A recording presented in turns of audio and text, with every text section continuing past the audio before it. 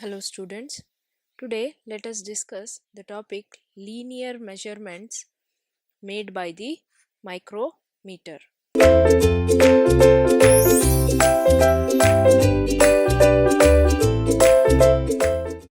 So the word micrometer is known by two different meanings. The first one is a unit of measure which may be 1,000th of a millimeter. The second meaning is a handheld measuring instrument using a screw based mechanism. So the word micrometer was originated in Greece, which means small. So micrometer has two meanings. The first being unit of measure, it is 1,000 of millimeter. The second being handheld measuring instrument. So this word was originated in Greece, which means small. So micrometer can provide better accuracy than vernier caliper because the line of measurement is in line with the axis of the instrument. But in vernier caliper, the line of measurement is not in line of the axis of the instrument. So this fact can be explained by Abbe's principle, which states that maximum accuracy may be obtained only when the standard or the unit that is being measured is in line with the axis of the part being measured. So what does Abbe's principle say? So Abbe's principle states that maximum accuracy may be obtained only when the standard is in line axis of the part being measured. So this principle is satisfied by the micrometer, and that is why it is more accurate than the vernier caliper. So now this is a figure of an outside caliper.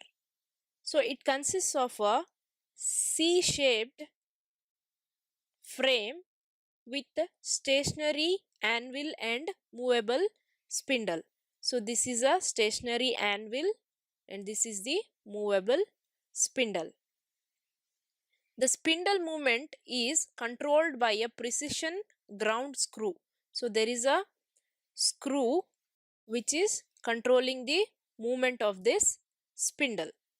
This spindle moves as it rotates in a stationary spindle nut.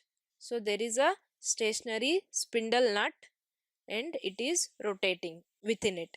A graduation scale is engraved on the stationary sleeve and the rotating thimble. So here there is a stationary sleeve on which the graduations are made, and this is the rotating thimble.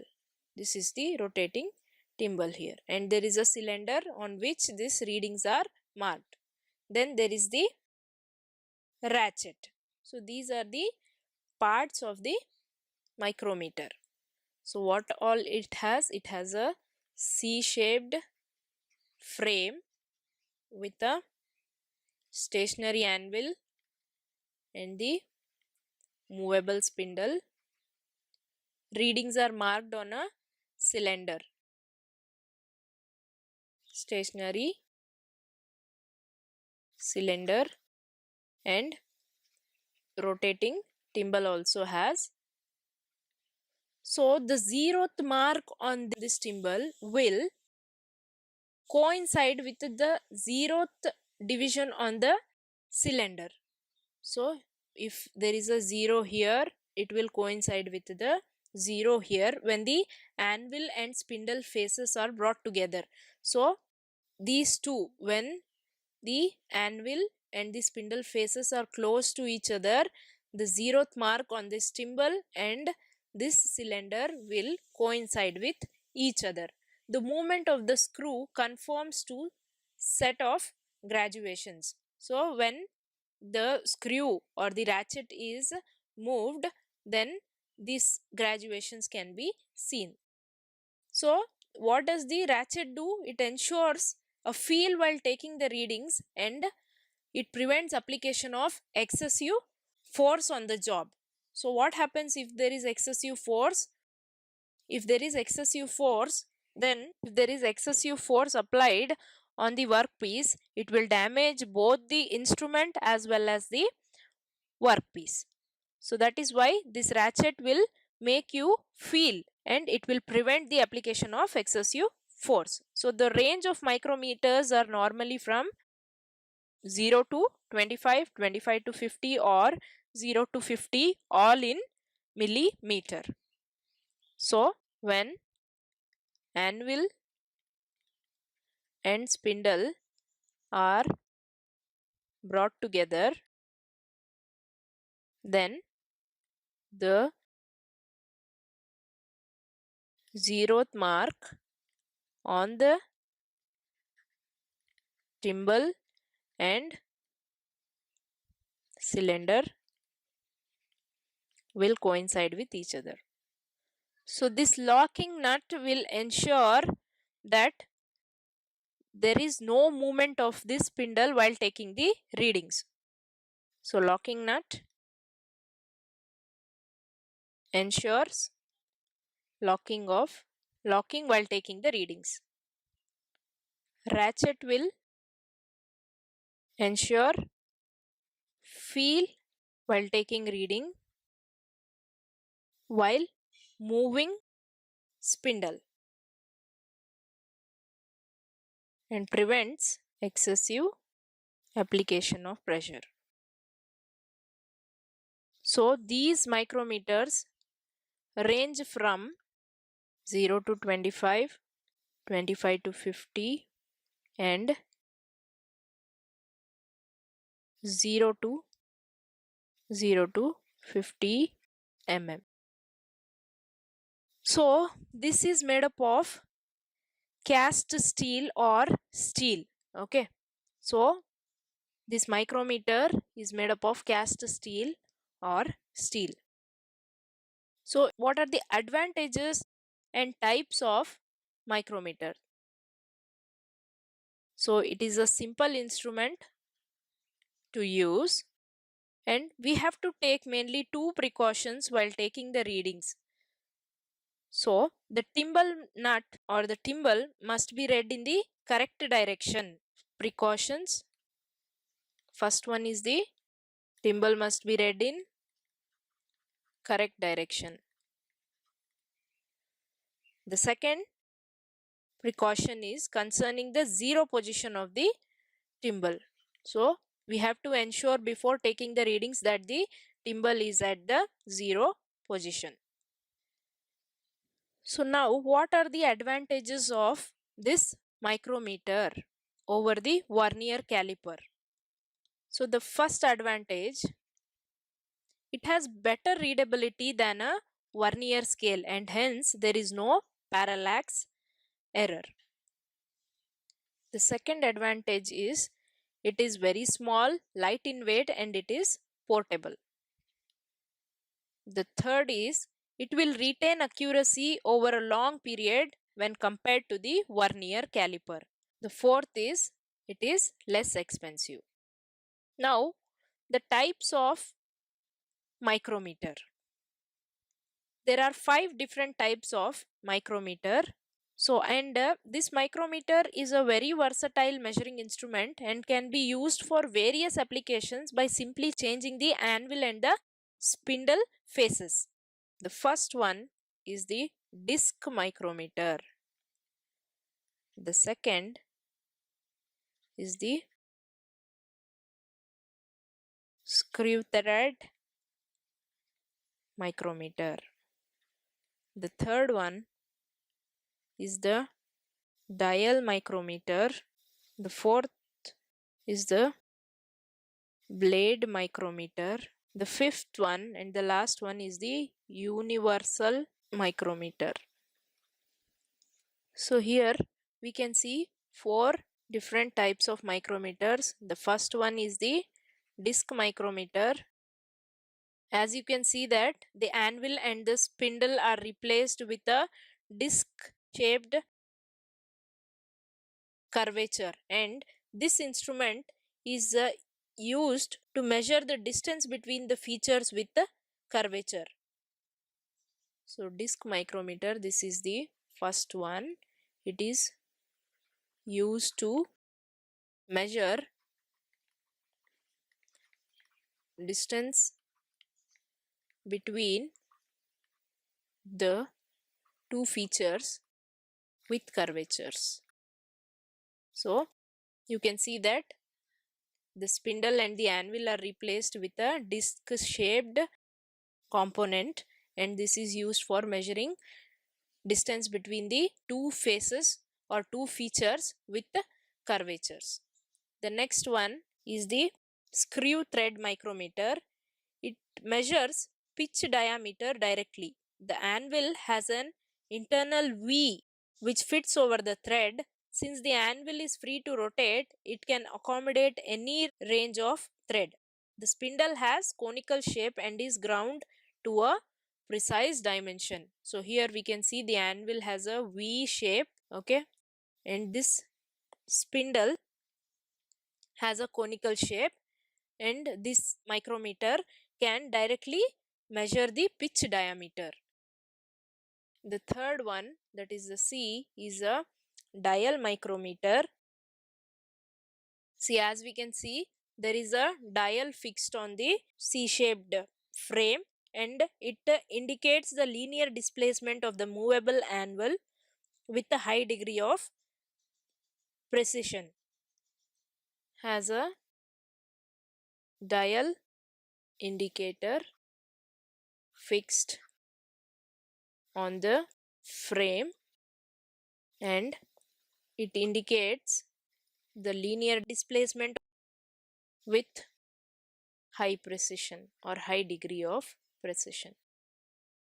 So here no need of calculation, we will directly get the indications of the displacement on the dial indicator. The fourth, that is the blade micrometer. So here the anvil and the spindle faces are in the form of narrow blades, and they are useful for measuring narrow grooves, slots, keyways and recesses. That is this one. In this figure we can see that the both this anvil and the spindle are in the shape of narrow blades. So here both anvil and spindle shape of narrow blades, useful for measuring grooves, slots, keyways and recesses. The fifth one, that is the universal micrometer. So in this, it has interchangeable anvils such as flat, spherical, spline, disc or knife edges. It is called universal because of its modular design. The micrometer fitted with the requirement of the accessories and can function as an outside micrometer, depth micrometer and a step micrometer as well. So here it has interchangeable anvils. So based on the requirement, we can change the anvil, that is this part, and we can place it with flat, spherical shape, spline, disc or knife edges. So this is all about the advantages and types of micrometer. The next one is the calculation of least count. So now let us consider, so we know what are the main scale divisions and the timbal divisions. Okay. So the main scale division are given on the cylinder, which I have already shown. and the timbal divisions have to be taken in consideration for calculating this least count. So if let us consider if the smallest division on the scale reads 0.05 mm, sorry 0.5 mm, and each revolution of the timbal advances the spindle by 0.5 mm. So each revolution, suppose the number of divisions on the timbal are 50,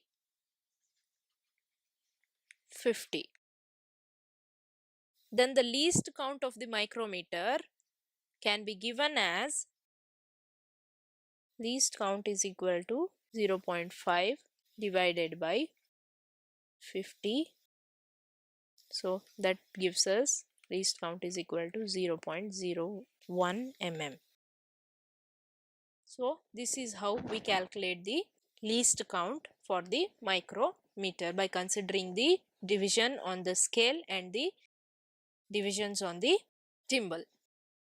So the next topic is guidelines for using a micrometer. So before placing the micrometer on the job being measured, we have to bring it near to the desired opening. How can you do that? By rolling the timbal along the hand, but we should not twirl it. We have to hold the micrometer firmly with one hand, and we have to use the feel of the hand to ensure that the axis of micrometer is perpendicular to the reference plane of the job. Then close the micrometer using the ratchet stop until it disengages with a click. So what should we do? The first point says that we have to, before placing the micrometer on the job which has to be measured, we must bring it to nearest desired opening. How is it done? By rolling the timbal along and keep the job in such a way that the axis of micrometer is perpendicular to the reference plane of the job. The next point, after you have placed the job in between the anvil and the spindle, we have to lock the spindle movement with the help of a locking nut. So what will happen? It will stop the spindle movement and helps us to take the readings well. So what should be done? We have to lock. The next point is locking the spindle movement. So this lock nut has a memory. Okay, it retains the reading so that it can be read in a convenient position. So the locking nut is a memory device. It will retain the readings and we can read it in a convenient position. See, we have to buy a micrometer which has a controlled force feature. Excessive force while closing the measuring faces over the job will result in rapid wear and tear of the instrument. So the ratchet stop acts as an overriding clutch that holds the gauging forces at the same amount for each measurement regardless of the difference in manual application of force. So here we have to use the ratchet stop so that we will not apply maximum force on the job, which will cause wear and tear of both the measuring faces as well as the anvil and the spindle. So use of ratchet stop is required to hold the gauging forces and to avoid damage of both the measuring instrument and the job which is being measured. The next point says that while measuring the diameter of a cylindrical part, we have to rock the cylinder to find the maximum opening that provides the desired feel. So when we are measuring a diameter of a cylindrical part, we have to rock the cylinder to find the maximum opening. So we have to see that the micrometer is cleaned regularly. We have to see that it is not dirty, it is not poorly lubricated, it is not poorly adjusted or closed too rapidly. If not, we will not get reliable measurements. The last point says that the micrometer must be wiped clean, it is visually inspected, it must be oiled and replaced in its case for next use. So this is all about micrometer.